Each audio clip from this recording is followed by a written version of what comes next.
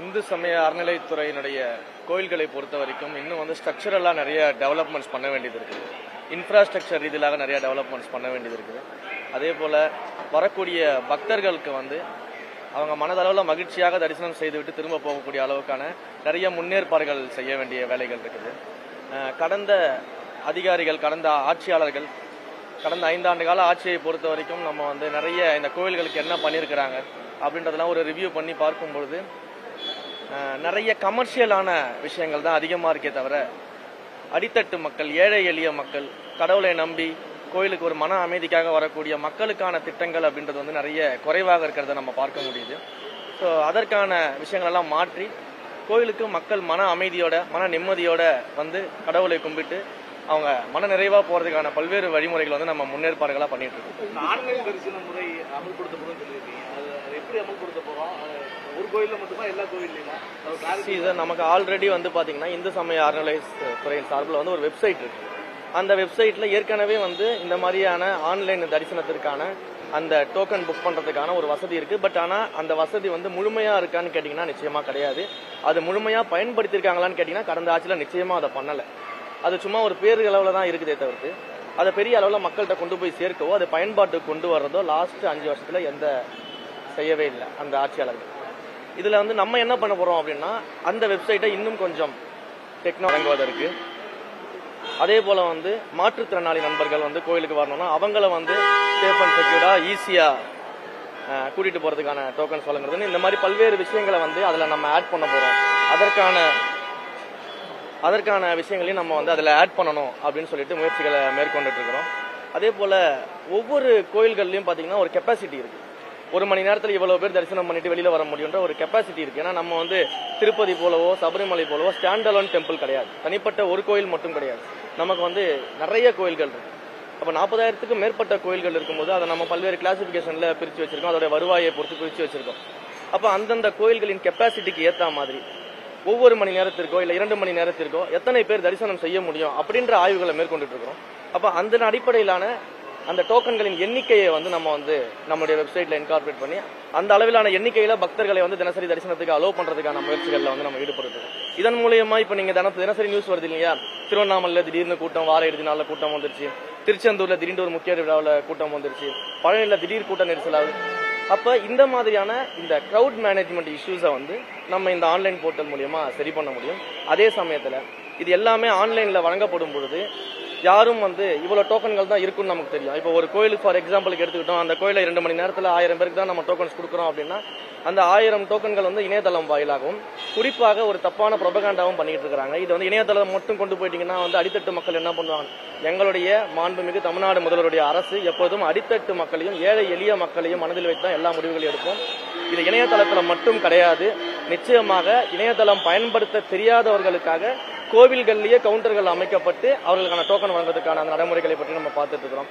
அதே போல உள்ளூர் மக்கள் தரிசனம் செய்வதற்காக அவர்களுக்கான என்னென்ன ஃபெசிலிட்டி செய்யறதுன்றதை பார்த்துட்டு இருக்கோம். இப்படி பல்வேறு கோணங்கள்ல வந்து நம்ம அதை ஆய்வு பண்ணிட்டு இருக்கோம், அந்த வெப்சைட்டை டெவலப் பண்ணிட்டு இருக்கோம்.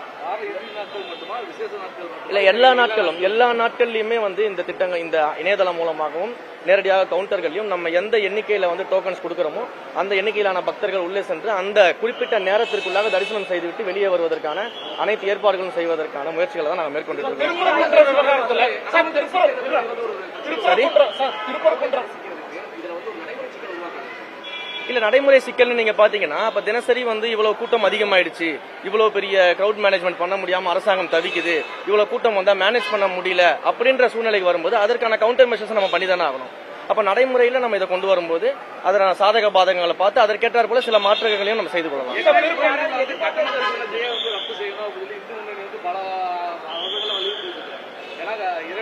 போகும்போது அதுக்கு கட்டணம் தேவையில்லை.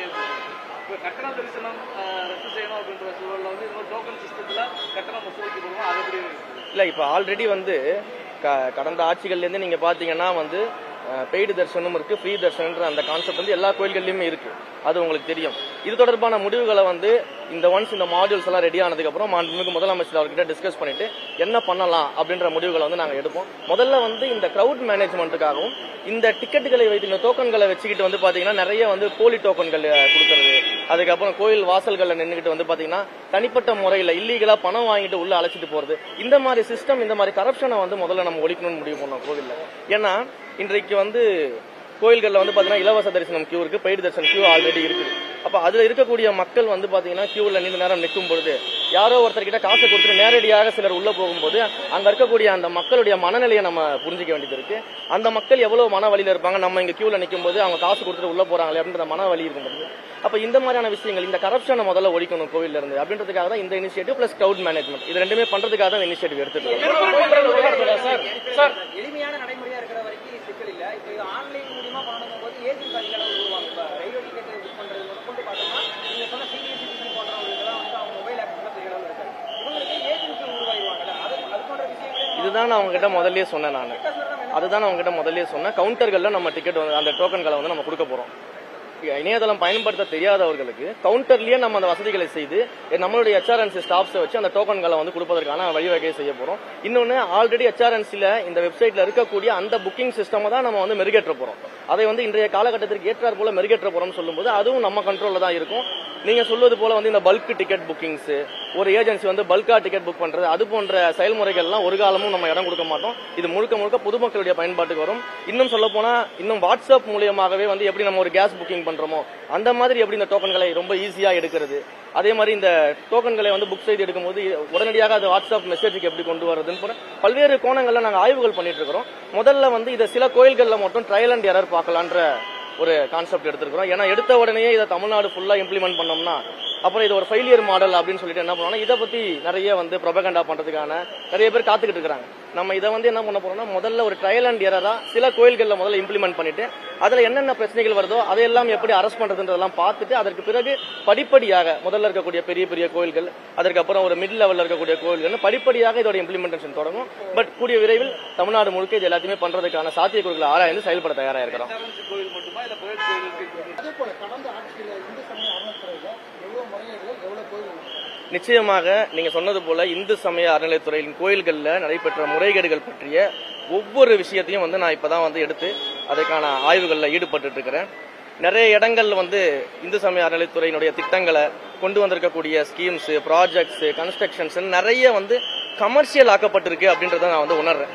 அப்ப இதை யார் செஞ்சாங்க, எதற்காக செஞ்சாங்க, இதுல யாரெல்லாம் பயனடைஞ்சிருக்கிறாங்க, இத மாதிரியான பல்வேறு விஷயங்கள் ஒவ்வொரு விஷயங்கள்லயும் அன்னதானமாக இருக்கட்டும், இல்ல நிறைய கன்ஸ்ட்ரக்ஷன் ஒர்க்ஸ் பண்ணதாக இருக்கட்டும், இல்லை வந்து இந்த கோயில்கள்ல இருக்கக்கூடிய உண்டியல் காணிக்கைகளாக இருக்கட்டும், இல்ல தங்கங்களை உருக்கி அதை வந்து டெபாசிட் செய்ததாக இருக்கட்டும்னு பல்வேறு விஷயங்களை வந்து இப்பதான் ஆரம்பிச்சு ஒவ்வொன்றா பார்த்துக்கிட்டு இருக்கிறோம். இந்த ஆய்வின் அடிப்படையில இது எல்லாத்தையும் 360 டிகிரில ஆய்வு செய்து இதுல என்னென்ன தவறுகள் நடந்திருக்குன்றதையும் நம்ம வந்து பார்க்கறதுக்கான வேலைகள்ல ஈடுபட்டு இருக்கோம். கொஞ்சம் டைம் ஆகும், அது எல்லாத்துக்குமே உங்களுக்கே தெரியும். சோ இது எல்லாத்தையும் பார்த்துட்டு உண்மையிலேயே இது என்ன நடந்திருந்தாலும் அதை பொதுமக்கள்கிட்ட வெட்ட வெளிச்சமாக வெளிப்படையாக சொல்வதற்கும் சொல்றேன். இதை முடிச்சிடுறேன். சோ இதை வந்து பொதுமக்கள்கிட்ட வெளிப்படையாக இந்த மாதிரியான முறைகேடுகளை வந்து மக்கள்கிட்ட கொண்டு போய் சேர்க்கிறதற்கும் அந்த முறைகேட்டில் ஈடுபட்டவர்கள் யாராக இருந்தாலும் எவராக இருந்தாலும் எப்பேர் பெரிய ஆளா இருந்தாலும் அவர்கள் மீது தண்டனை எடுக்கப்படும்ன்றதை மிக தெளிவா சொல்லிக்கிறேன். அமைச்சர் நிர்மல்குமார் வந்து முந்தைய அரசு என்ன நடவடிக்கை எடுத்தாங்களோ அதை பின்பற்றுவோம் சொல்லியிருந்தாங்க. நீங்க வேற ஒரு கருத்தை சொல்லலையே. முதலமைச்சர் என்ன முடிவு எடுக்கிறாரோ அதை வந்து எங்கள் கட்சியினுடைய தலைமை கழக செய்தி தொடர்பாளர் இருக்கக்கூடிய மாண்புமிகு அமைச்சர் அவர்கள் சொல்லியிருக்கிறாரு. அந்த கான்செப்டை தான் நம்ம பார்க்க வேண்டியது இருக்கு. நான் அஸ் அட்மினிஸ்ட்ரேட்டரா என்ன விஷயங்கள் இருக்கோ கேளுங்க, பதில் சொல்றேன்னு சொல்றேன். கட்சியை பொறுத்தவரை டிவிகே வந்து ஒரு ஃப்ரெஷ் பிளட்டா வந்தீங்க. இப்போ மாற்று கட்சியிலிருந்து வரக்கூடியவங்க எல்லாரும் வரும்போது இந்த கட்சிக்கான யூனிக்னஸ் தனித்துவம் போயிடும் அப்படிங்கிற மாதிரி தான் சொல்றாங்க. ஊழல் சக்தின்னு சொல்லிட்டு இருந்தவங்க இப்ப தூக்கு போன கட்சின்னு சொன்ன இடங்கள்ல இருந்தா இப்ப அதிகமாக வராங்க. இப்போ யங் பிளட்டா இருந்தா நீங்க முதற்கொண்டு இப்ப கிட்டத்தட்ட ஒரு இளம் அமைச்சரா வந்துட்டீங்க. இனி வரக்கூடிய நாட்கள்ல பதினெட்டுவம் கட்சியில ஏற்கனவே ரசிகர் மன்றத்தில இருந்து வந்தவங்களுக்கானது இருக்கு. அதுல ஒரு எதிர்பார்ப்போட தான் வந்திருப்பாங்க. கட்சிக்குள்ள இருக்கிறவங்களுக்கான செயல்பாடுகள் எப்படி இருக்கு? தமிழக வெற்றி கழகத்தை பொறுத்த வரைக்கும் நீங்க ஒரு விஷயத்தை தெளிவா புரிஞ்சுக்கணும். மற்ற கட்சிகள்ல இருக்கக்கூடிய தலைவர்கள் போல கிடையாது எங்களுடைய மாண்புமிகு முதலமைச்சர்.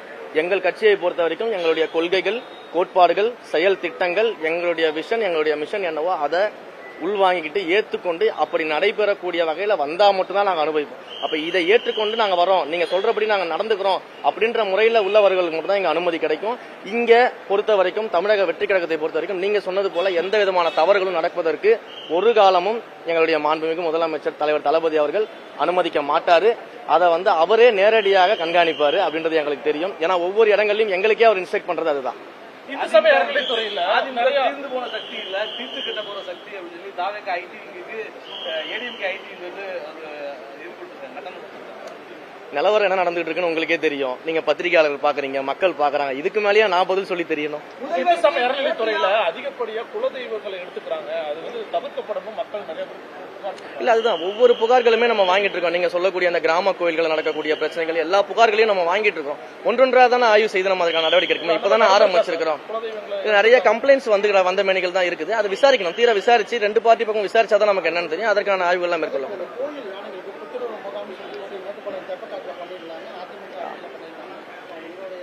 மாண்புமிகு தமிழ்நாடு முதலமைச்சர் அவர்களிடம் இந்த விஷயத்தை நான் சொல்லியிருந்தேன். கடந்த முறை டிபார்ட்மெண்ட் மீட்டிங் போகும்போது சார்ட்ட சொல்லியிருந்தேன். பல ஆண்டுகளாக இது நடக்காம இருக்குது. அதே போல நிறைய யானை பாகன்கள் இதை ரிக்வஸ்ட் பண்ணி கேட்கறாங்கன்னு சொல்லும்போது மாண்புமிகு தமிழ்நாடு முதலமைச்சர் அவர்கள் உடனடியாக அதற்கு என்ன நடவடிக்கை எடுத்து அந்த யானைகளுக்கான புத்துணர்வு முகாமை நடத்துங்கன்னு சொல்லி உத்தரவு போட்டிருக்காரு. அதற்கான பணிகள் மேற்கொள்ளப்பட்டு அபிஷியலாக அறிவிக்கப்படும்.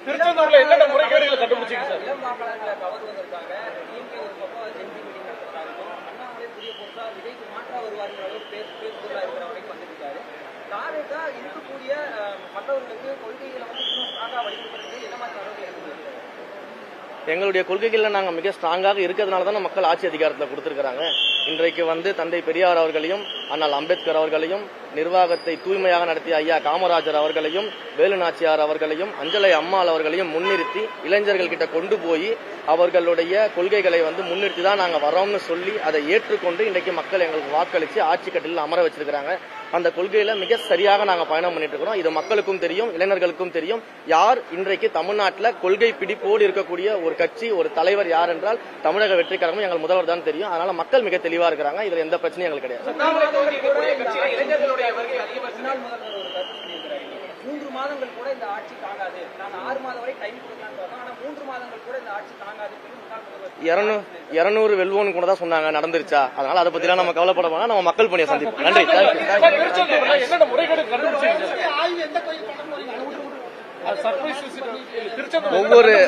ஒவ்வொரு கோயில்கள் போன தடவை பண்ணியிருந்த போது அர்ச்சகர்களே அவமதித்தீர்கள், உள்ளூர்காரங்களை அவமதித்தீர்கள் சொல்லி முன்னாள் அமைச்சர் அனிதா ராதாகிருஷ்ணன் சொல்லியிருந்தாங்க.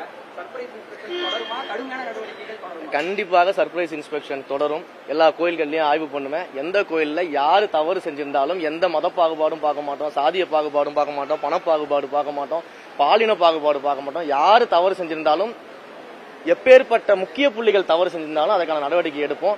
இதையெல்லாம் வைத்து அரசியல் செய்வதுதான் திமுகவுடைய வழக்கமாக இருக்கிறது. தந்தை பெரியாரை பின்பற்றியவர்கள் இன்றைக்கு என்னை சாதி பெயரை சொல்லி கூப்பிடக்கூடிய அளவுக்கு வந்திருக்கிறாங்கன்னா எந்த அளவுக்கு அவங்க கொள்கையிலிருந்து நீர்த்து போய் தங்களை காப்பாற்றிக் கொள்வதற்காக பேசிக் கொண்டிருக்காங்க. இது ஒரு வெட்ட வெளிச்சமான உதாரணம். நிச்சயமாக நடவடிக்கைகள் தொடரும். கோயில்கள் தூய்மையாக்கப்படும். கோயில்கள் மக்கள் மன நிம்மதியோடு சென்று கடவுளை வணங்கக்கூடிய ஒரு இடமாக மாற்றி அமைக்கப்படும். நன்றி.